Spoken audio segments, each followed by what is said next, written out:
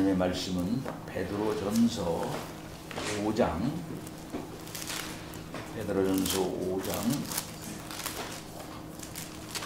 7절부터 11절까지 보겠습니다. 베드로전서 5장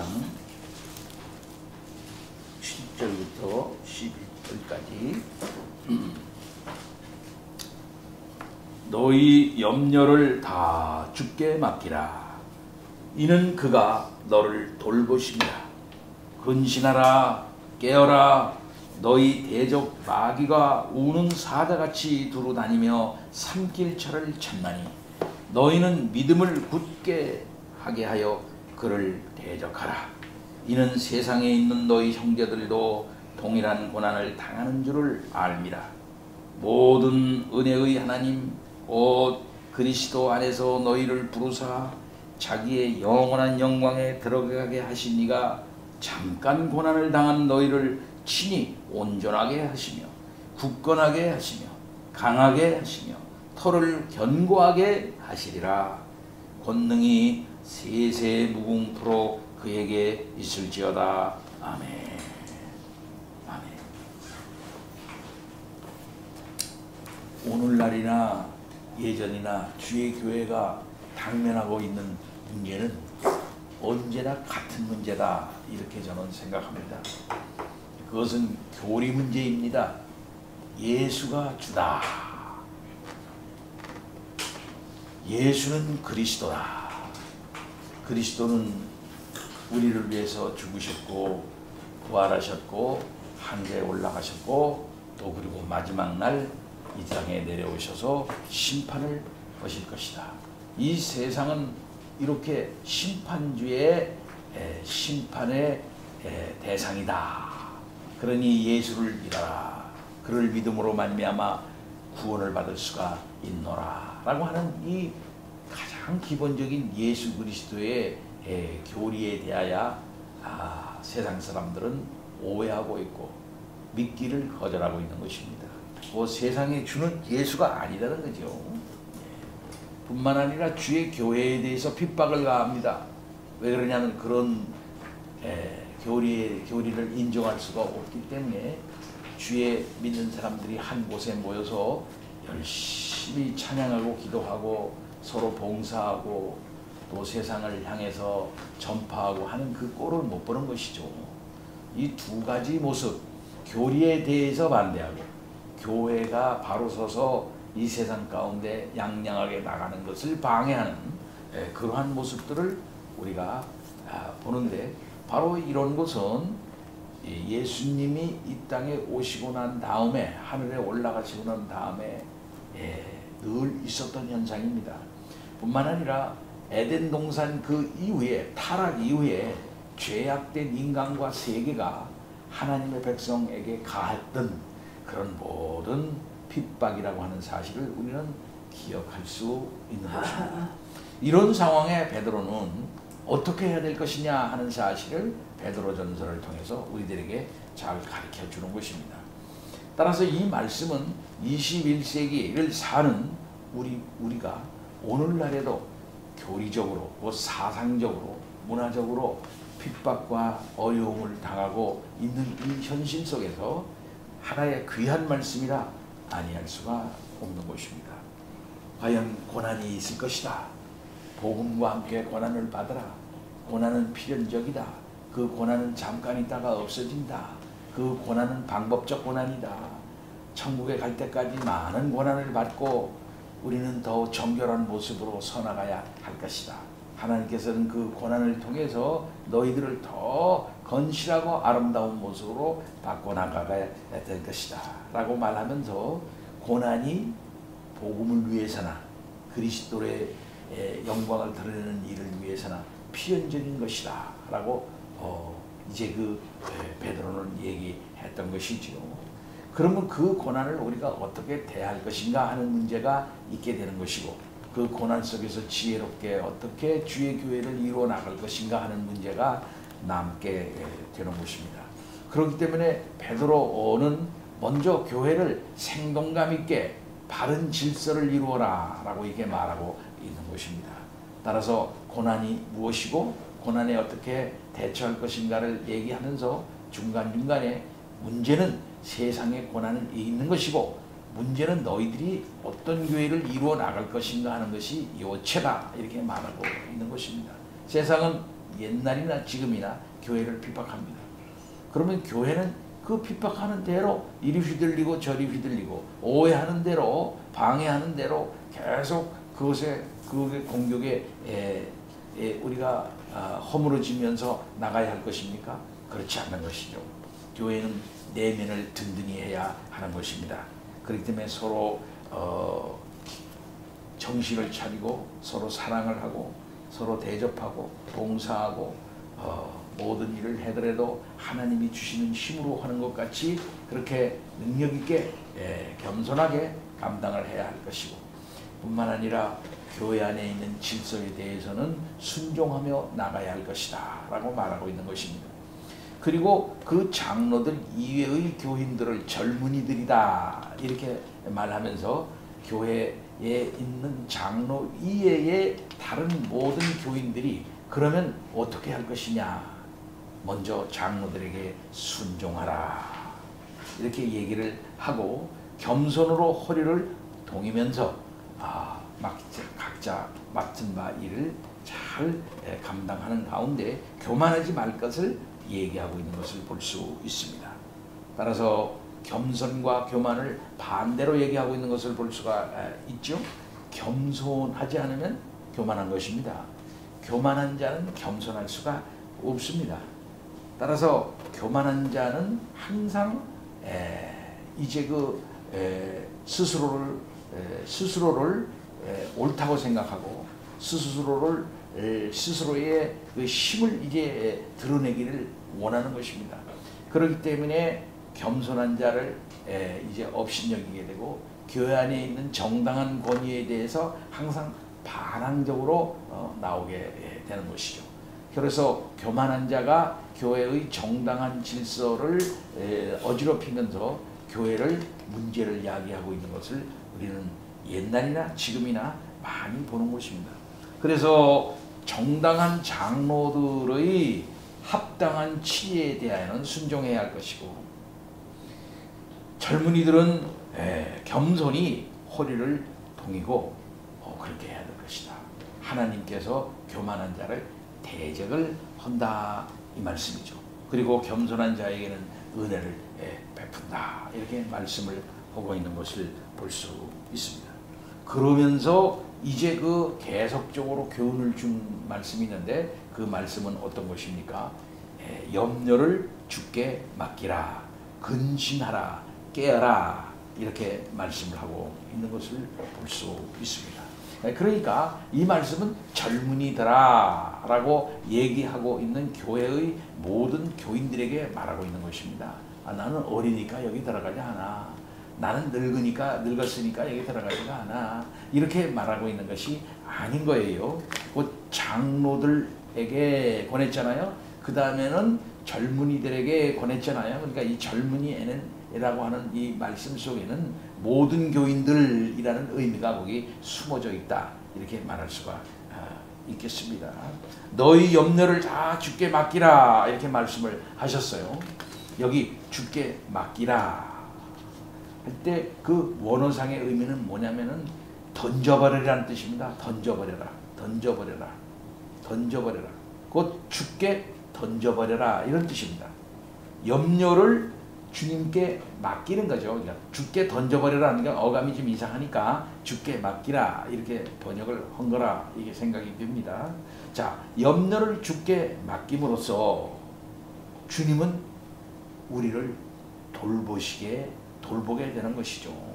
염려를 주님께 맡김으로써 주께서 너희를 돌보시게 하라 이렇게 해석이 가능한 것입니다. 염려를 우리가 끌고 앉아 있는다고 하는 것은 결국 무슨 의미입니까? 그 염려를 자기가 해결할 수 있다는 것이 전제가 되는 것입니다. 이 염려에 대해서 내가 해결해가지고서 한번 나가봐야 되겠다라는 것이 있는 것이죠. 우리가 6절과 관계해서 생각을 해봅니다. 6절은 뭐라고 말합니까? 6절은 겸손하라 이렇게 말하고 있죠. 교만하지 말라 이렇게 말하고 있지 않습니까? 그러니까 문제는 신자들은 염려를 하나님께 던져버림으로써, 주님께 던져버림으로써, 주님께 맡김으로써 그렇게 해서 스스로 겸손하게 되는 것이죠. 주님께 모든 것을 맡긴다고 하는 것은 우리가 이 문제 내가 다 해결할 수가 없습니다. 주께서 해결하여 주십시오 하고 하나님께 항복선언하는 것입니다. 손을 드는 것입니다. 그렇게 해서 겸손하게 되는 것이다. 이렇게 말씀할 수가 있겠어요. 문맥적으로 본다면은요. 곧 염려를 맡기는 것과 겸손의 관계가 있다. 이렇게 말할 수가 있을 것입니다. 염려는 겸손의 반대예요. 일정 부분 교만과 연결이 된다고 말할 수가 있을 것입니다. 교만은 삶에서 부닥치는 문제를 자기의 능력으로 해결해야 한다는 마음에서도 비롯되기 때문에 그런 것입니다. 하지만 신자는 모든 문제에 따른 염려를 하나님의 능력의 손에 의탁함으로써 하나님의 주권 아래 딱 쓰는 것입니다. 하나님의 주권 아래 쓰는 것, 바로 이게 순종이거든요. 하나님의 판단에 맡기는 것입니다. 하나님의 역사에 맡기는 것입니다. 그래서 하나님의 주권 아래 스스로를 갖다 놓음으로써 기본적인 겸손의 태도를 갖는 거예요. 근데 그렇지를 않고 하나님을 자기의 주권자라고 생각하지 않고 자기가 처한 상황에 하나님이 주권적으로 역사하고 있다 이렇게 생각하지 않고 자기가 모든 문제의 중심에 서서 자기가 이렇게 해결하면 문제 해결될 수가 있겠다. 이렇게 하면은 염려가 없어질 수 있겠다. 이렇게 하면 문제가 해결될 수 있겠다 하고 자기 문제의 주인이 자기라고 생각을 하고 자기가 해결하려고 그런다면 자기가 이것은 자기의 모든 상황의 주권이 자기에게 있다고 하는 것을 말하는 것이고 이것은 결국 교만으로 연결이 되는 것이고 그것은 염려와 직결되는 것입니다. 하나님께 모든 것을 다 맡겨버리라. 곧 던져버리라 그랬는데 안 던지고 안 던지고 그것을 계속 끌어안고 있는 것이죠. 왜? 그러므로 염려가 계속되는 것이고 그 염려를 계속하는 한 그는 겸손할 수가 없는 것이다 라고 말할 수 있습니다. 뿐만 아니라 이 단어는 헬라어 어법상 부정과거입니다. 부정과거라고 하는 것은 과거에 어떤 때 한 번 일어난 사실을 얘기하는 거예요. 계속 일어나지 않는다는 것을 말하는 것입니다. 부정과거라는 것은요. 한 번 단회적으로 그때 과거에 딱 일어나고 마는 거예요. 마는 것입니다. 그러니까 염려를 주께 던져버려라 할 때 던져버려라 그랬으니까는 그렇게 던져버렸어요. 과거에 던져버렸어요. 그러니까 염려를 다시 끌어안고 던져버린 염려를 다시 끌어안고 다시 그것을 갖다가 계속 이렇게 자기 그 어떤 그 관심권 안에서 또는 자기의 주권 안에 끌어들여가지고 계속 그것을 갖다가 가지고 옹성거리는 것은 이건 어리석은 일이다. 이거는 우유부단한 일이다. 이런 행동하지 말고 깨끗이 안심하고 평강 속에서 지내라 하는 그런 의미입니다. 그러니까 던져버리고 이거 던져버리는 과거 부정과거예요. 던져버렸다. 그게 끝이다 이거야. 더 이상 그 문제 때문에 다시 너의 모든 심사를 흐트러지지 말고 교만 떨지 말라 이거예요. 사무엘상 1장 보면은 한나는 기도합니다. 하나님께 나가서 웁니다. 문제가 해결될 때까지 계속 중얼거리면서 웁니다. 엘리 제사장이 그만해라 그렇게 하니까 내 마음이 슬퍼서 그럽니다. 그러냐 하고 또 그러니까 또 그렇게 합니다. 그러니까 엘리 제사장이 말합니다. 하나님이 네가 기도하여 구한 것을 허락하시기를 원하노라. 이렇게 하니까 그 말씀을 믿고 은혜 받은 걸 원합니다 하고 가서 한나가 더 이상 기도 안 해요. 가서 성경에 이렇게 말했습니다. 그 말씀을 듣고 가서 먹고 얼굴에 다시는 근심빛이 없더라 그랬어요. 하나님이 자기의 기도를 들어주실 줄 온전히 믿은 거예요. 네. 그리고 가서 먹었다 그랬어요. 얼굴빛에 근심이 없더라 그랬어요. 네. 이겁니다. 하나님께 모든 것을 다 맡겨버린다는 것은 하나님의 주권 밑에 서는 거예요. 하나님이 역사하시겠지. 하나님 해결하여 주시겠지. 감사합니다. 하나님, 이건 내가 어떻게 할 수가 없습니다. 하나님이 해결하여 주실 줄 믿습니다. 하고 막 어떤 면에서는 염려와 이별하는 것입니다. 다시 그걸 끌어안는 것은 그건 참 어리석은 일이고 그것은 자기 스스로가 또 교만해지는 것이에요. 네. 하나님은 친히 성도의 형편을 살피시고 돌보아 주시는 우리 하나님 아닙니까? 그래서 우리 주님도 산상수훈에서 두 차례 아주 강조적으로 얘기를 계속해서 말씀하시지 않았습니까? 공중나는 새를 보라. 너희는 이것들보다 더 귀하지 아니하냐. 누가 염려함으로 그 키를 한 자라도 더할 수 있느냐. 들의 백합화가 어떻게 자라는가 생각하여 봐라. 들풀도 하나님이 이렇게 입히시거든 하물며 너희일까 보냐라고 말씀하시면서 아주 길게 계속 반복해 주시면서 염려하지 말라. 먹을 거 염려하지 말라. 입을 거 염려하지 말라. 이 세상살이에 대해서 염려하지 말라. 내가 너희에 대해서 다 생각하고 알아서 다 역사해 주마. 걱정하지 말아라 라고 이렇게 말씀하시지 않았습니다. 이걸 우리가 믿어야 한다 이거예요. 뿐만 아니라 8절 말씀 근거로 우리가 생각해 본다면은 베드로의 이 염려라고 하는 것은 예수 그리스도에 대한 신앙으로 말미암은 여러 적대적 환경과 핍박과 직결된다 이렇게 말할 수 있을 것입니다. 베드로는 그 시대의 세계관과 문화 안에서 역사하고 있는 사탄의 그 존재를 인식했던 것으로 생각이 됩니다. 그 말이 무슨 말입니까? 그 세상은 그레코 로만 세상입니다. 힘이 지배하는 세상이에요. 힘 있는 자가 세상을 정복하고 힘의 질서를 거기다 부여하는 것입니다. 그래서 그 힘을 따르는 자는 사는 것이고 힘을 따르지 않는 자는 죽는 거예요. 그래서 이 로마가 세상을 힘으로 정복하고 힘에 의해서 평화가 정착할 수 있도록 로마가 힘으로 세상을 통일해 놓은 세상이다 이 말씀입니다.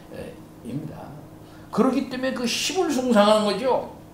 모든 것을 안정시키는 힘, 모든 것의 충돌을 막는 힘. 너 우리 잘못했다가는 말이야 부족끼리 충돌하다가 저 로마 군인들한테 죽어. 그러니까 우리 싸움하면 안 돼. 그래서 싸움을 안 해요. 그런 차원에서 부족끼리도 싸움도 안 하고 민족 정쟁 안 하고 그렇게 해가지고서 그 로마에게 로마에게 복종하면서 그저 그렇게 있는 거예요. 그러니까 기분 나쁘죠. 로마에게 순종을 해야 되니까 기분 나쁘긴 하지만은 로마가 주는 힘에 의한 평화를 즐기면서 안정을 누리는 시대였다 이 말이에요. 그러니까 아유 어떤 면에서 그렇게 생각해요. 아이고 로마 군인이 우리나라 여기 안 왔으면은 말이야 우리나라 계속 우리들 부족끼리 싸움하고 우리들끼리 하고야 피투성이가 되고 맨날 그랬는데 로마 군인이 딱 와서 지켜주니까 싸움 못하게 하고 이렇게 하니까 좋잖아. 우리는 옛날에는 그러니까 우리가 싸움하지 말자 하고 그렇게 한 때는 자치령을 하라고 해요. 자치. 니네끼리 해봐라 자치.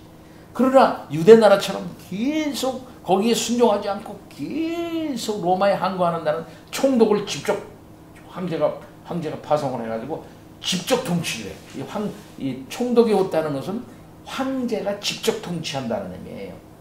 직접 통치한다. 그 직접 통치해. 그러고서 반란이 일어난다 그러면요 그냥 총독 군대를 보내가지고 완전히 초토화시켜버려. 아니 어디 까불 거야? 이렇게.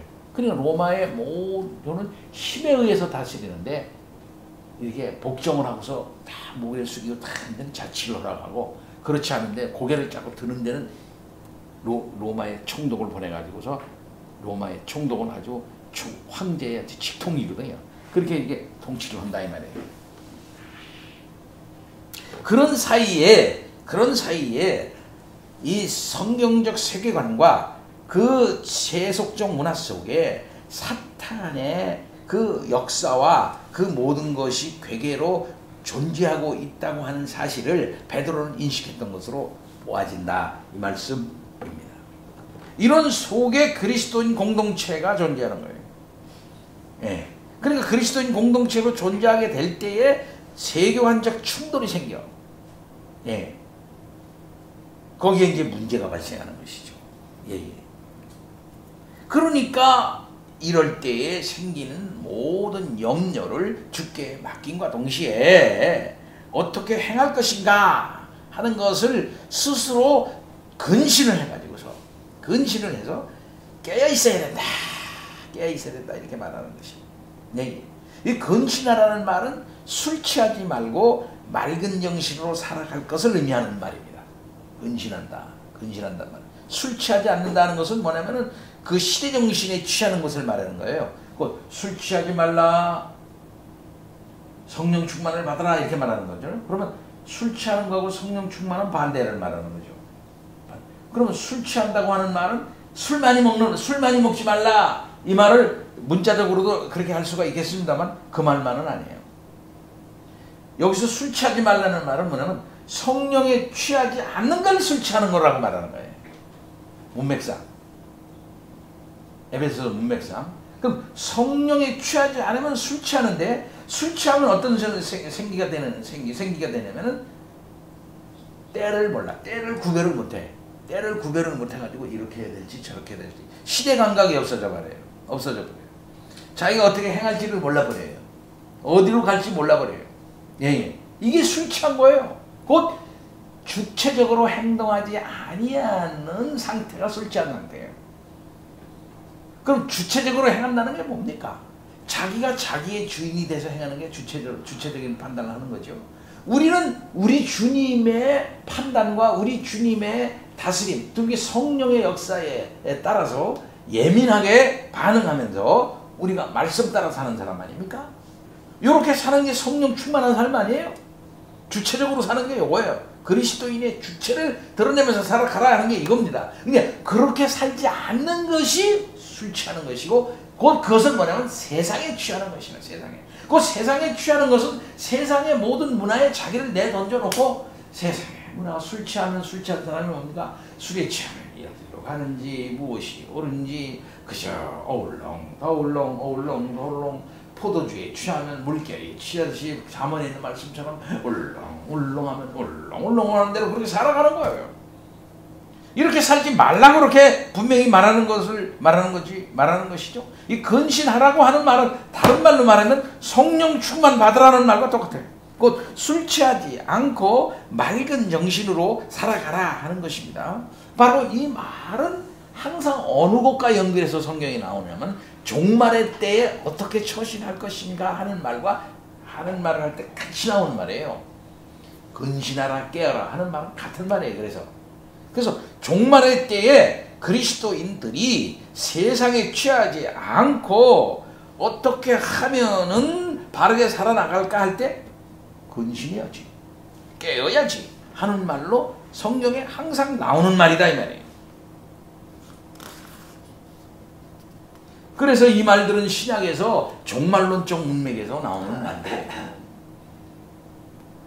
그래서 종말론적 문맥을 얘기하는 마태복음 24장에 나오는 겁니다. 그렇게 사도행 데살로니가전서 5장 6절에 나오는 것이고 계시록에서도 나오는 거예요. 예. 그렇다면 이 근신하고 깨어 있어야 할 이유가 무엇입니까? 베드로는 말합니다. 하나님과 성도를 대적하는 사탄 마귀가 삼킬 대상을 두루 찾고 다니는 까닭이다 이 말씀입니다. 1세기에도 이렇게 베드로가 사탄 마귀가 성도를 삼키려고 막 두루 찾아다니는 이 형상을 말이죠 얘기를 하면서 이만큼 영적으로 심각한 상태다. 그러기 때문에 근신하고 깨어있어야 된다.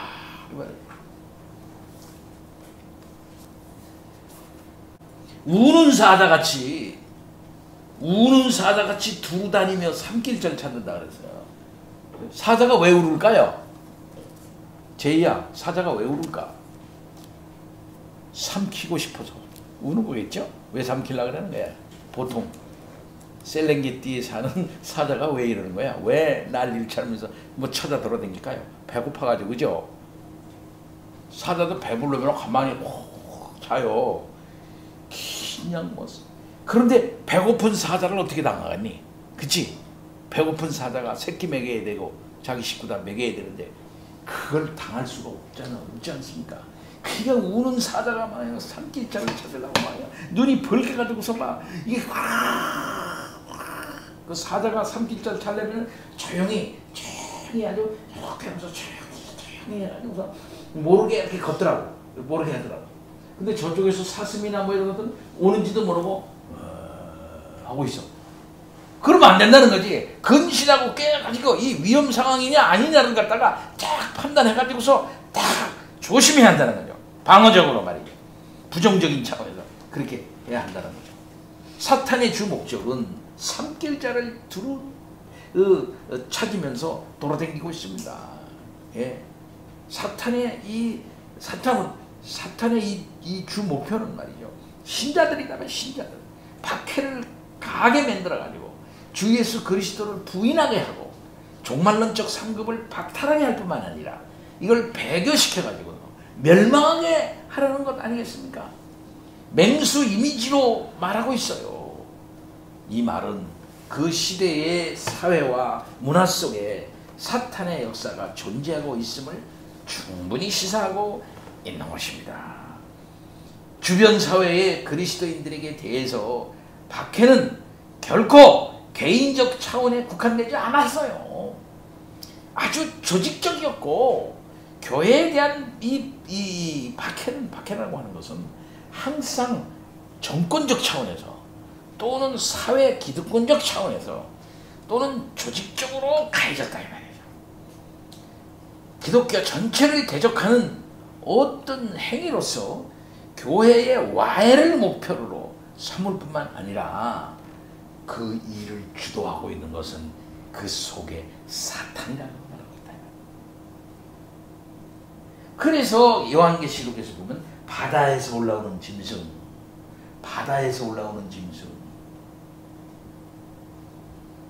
땅에서 나오는 짐승하고 두 종류의 짐승을 얘기하는데 그 두 종류의 짐승은 하나는 거짓 선지자, 하나는 이 세상의 사탄적인 권세자들을 말하고 있어요. 이 두 개가 짝짝꿍이 딱 된다면 짝짝꿍이. 그래서 세상의 사탄적 권세들을 이 정치적 권세자들과 그 다음에 이 영적 권세자들이 둘이 짝짝꿍이 되어 가지고서 둘이 이걸 뭘 이루냐면 이 바벨론 성을 이루는 거예요. 이게 바벨론이 되는 거예요. 바벨론. 이게 바벨론이 되는 거예요. 그래 가지고 그 위에 악한 이 대장 사탄이 그 위를 타고서 거짓 선지자와 이 세상의 악한 권세자를 휘하해두고 그 위에 최고의 사탄이 딱 누르고 있는 이게 요한계시록의 바벨론이에요. 이게 망하는 거 아닙니까? 이게. 그러니까 예수 그리스도가 하늘에 올라가시고 그 제자들에게 교회가 맡겨진 그 상황에 이제 이러한 권세자들과 거짓 선지자들이 일어나 교회를 갖다가 이렇게 와해시키려고 하는 이 조직적인 이 사회적인 정치적인 영적 작전들이 시작되는 거예요. 이게 벌써 시작됐다 그랬잖아. 그래서 적기 그리스도가 이미 나타났다 그랬지 않습니까? 그렇다면은 이 싸움은 이게 무서운 싸움이네. 그런 걸 알아야 돼. 이 싸움은 인간 스스로 마음을 좀 다고지게 먹었다고 그래가지고 내가 신앙을 좀 잘 지켜야 되겠다 이렇게 해가지고 해결될 싸움은 아닌 거예요. 이건 개인적 싸움은 아니라는 거예요. 이 싸움은 인간 스스로 극복할 수가 없는 싸움이에요. 이것은 보면은 오로지 하나님의 능하신 손을 전적으로 의지해야만 하는 그런 싸움이다 이거예요. 그래서 믿는 이들이 이겨야 되겠다, 자격해야 되겠다, 사탄을 대적해야 되겠다, 자기가 뭐 결정해가지고 이길 만한 싸움은 아니야. 그 싸움 무시하면 안 돼요. 무서운 싸움이에요.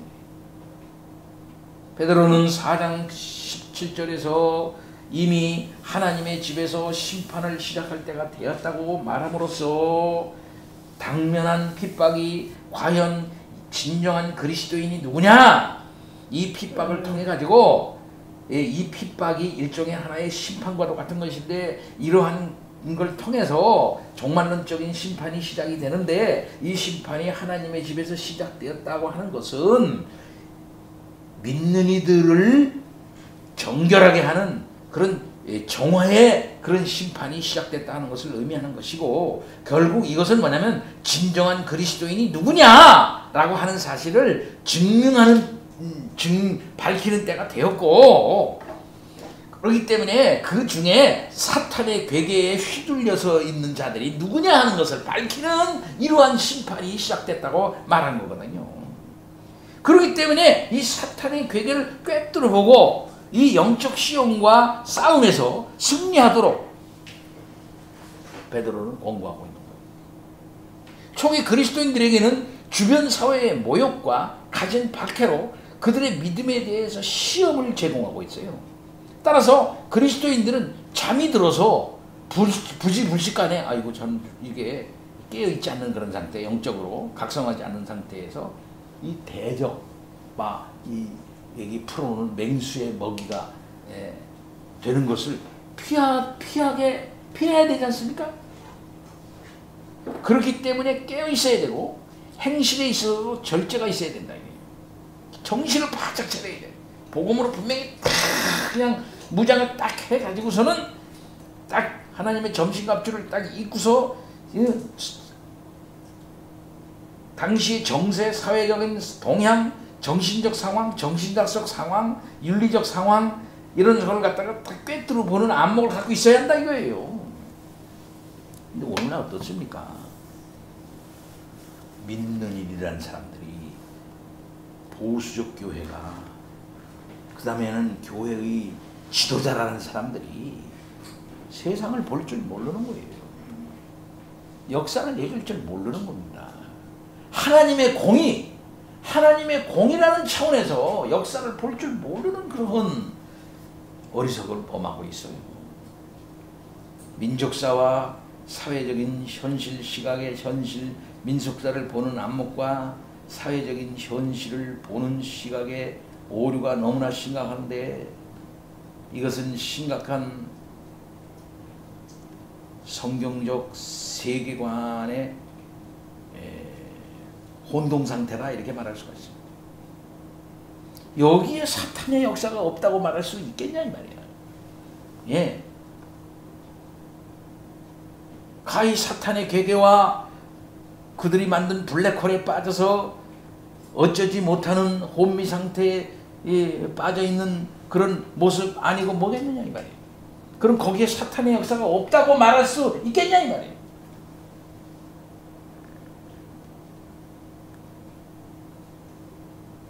도덕적으로나 정신적으로 존경받지 못하는 자가 교회의 대표가 되어 교회를 대변하는 것 같고 복음을 대변하는 것 하면서 그저 막말이나 하고 하는 이 상황 속에서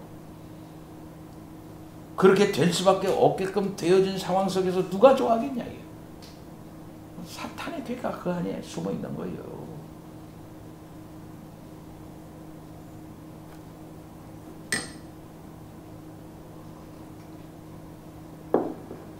베드로는 방어적 자세, 근신하고 깨어라 하는 이런 방어적 자세에서 한 걸음 더 나가 이 공세적인 자세를 가져야 한다고 얘기를 하고 있습니다. 그래서 믿음을 굳게 해가지고 사탄을 뭐라고 말하면 대적하라 이렇게. 성도는 수동적인 자세로 대적을 이길 수가 없습니다. 이기는 길은 뭡니까? 신자가 자신의 모든 능력을 동원해가지고 사탄을 제압하는 게 아닙니다. 자신의 능력이 없어요. 인간 스스로에게는 그런 능력이 이길 수 없습니다. 대적, 악한 사탄을 이길 수가 없습니다. 예. 그 사탄의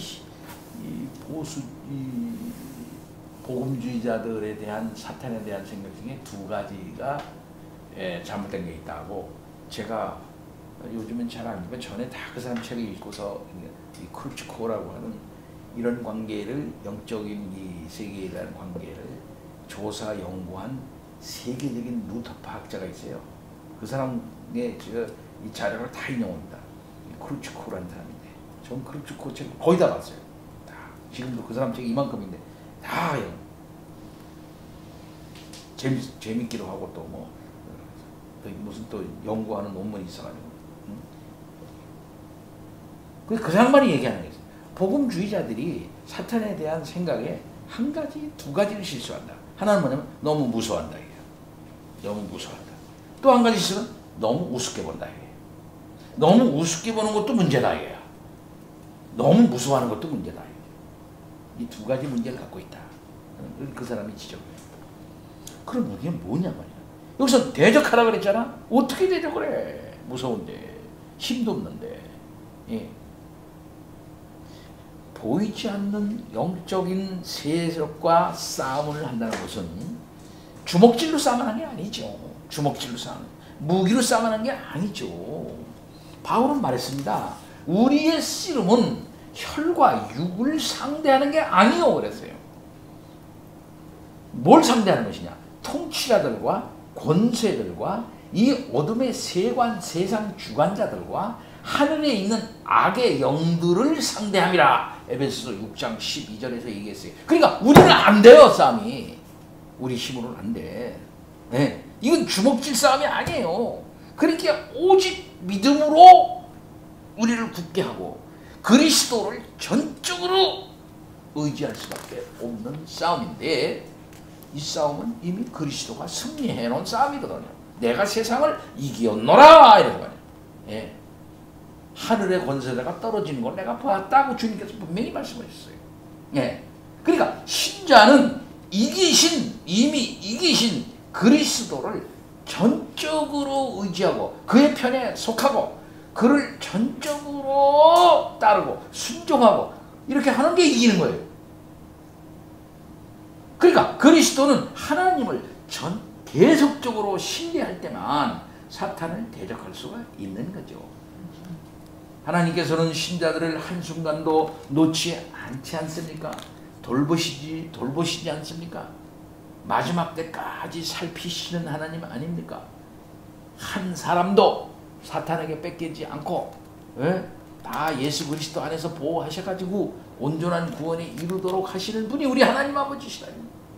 그러니까 우리는 믿음에 굳게 서서 능히 이 사탄과의 영적 싸움에서 그런 차원에서 이길 수가 있게 되는 거예요.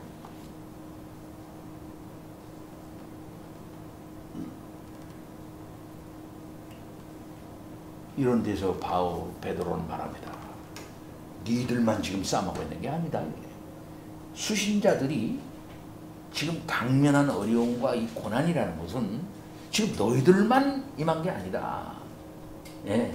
세상에 있는 믿음의 형제들이 지금 동일하게 모두 지금 너희들과 똑같은 상황 가운데 있다 라고 하는 사실을 알려줌으로써 그들을 위로하고 있어요. 예. 고난은 믿음의 정수에 속한 것이다 이 말이죠. 그래서 믿음이 있으면 분명히 그에게 고난이 온다. 그리고 그에게는 사탄의 공격이 있어요. 사탄의 공격을 현실적으로 느끼고 또 고난의 그 현실을 현실적으로 느끼는 자는 그는 믿음의 정수에 있는 자입니다. 세상이 어떻게 돌아가는지 모르고 뭐 밥만 먹으면 되지 뭐 밥만 먹으면 돼. 밥만 먹으면 돼. 밥만 먹으면 돼. 그러니까 밥만 먹으면 돼.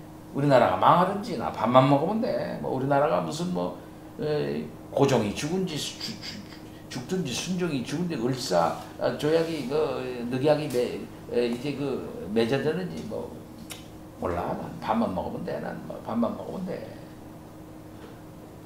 나라가 뭐 남북으로 갈리든지 북으로 갈리든지 나 밥만 먹으면 돼. 나 6.25 전쟁이 있는지 나 밥만 먹으면 돼. 난 밥만 먹으면 돼.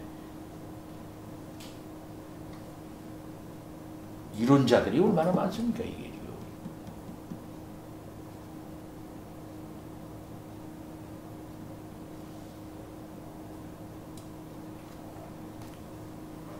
형제들이 동일하게 지금 똑같이 너희들과 함께 예, 지금 고난을 받으며 인내 가운데 있으니까